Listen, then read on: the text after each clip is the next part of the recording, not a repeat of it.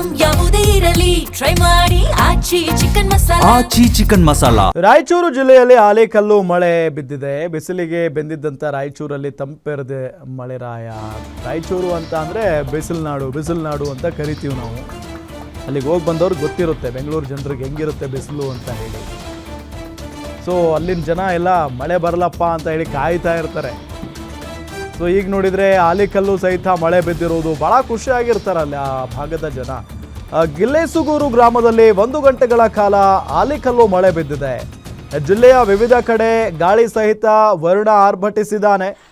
ಸಹಜವಾಗಿ ಜನರಿಗೆ ತೊಂದರೆ ಅಂತೂ ಆಗಿರುತ್ತೆ, ಮತ್ತೊಂದು ಕಡೆ ಖುಷಿ ಅಂತೂ ಆಗಿರುತ್ತೆ. ಯಾಕಂತ ಹೇಳಿದ್ರೆ ನಿರಂತರ ಬಿಸಿಲಿನ ಬೇಗೆಯಿಂದ ಬೆಂದು ಹೋಗಿರ್ತಾರೆ ಪಾಪ ಅಲ್ಲಿನ ಜನ, ಮತ್ತು ಸೆಕೆ ಸಿಕ್ಕಾಪಟ್ಟೆ ಇದೆ.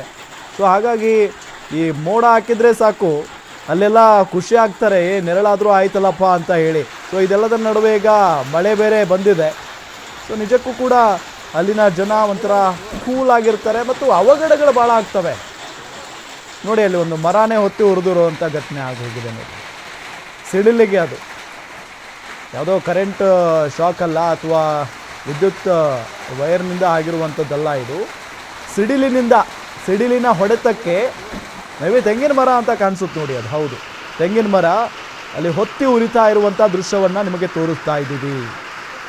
ಗಿಲ್ಲೇಸುಗೂರು ಗ್ರಾಮದಲ್ಲಿ 1 ಗಂಟೆಗಳ ಕಾಲ ಆಲಿಕಲ್ಲು ಮಳೆ ಆಗಿದೆ.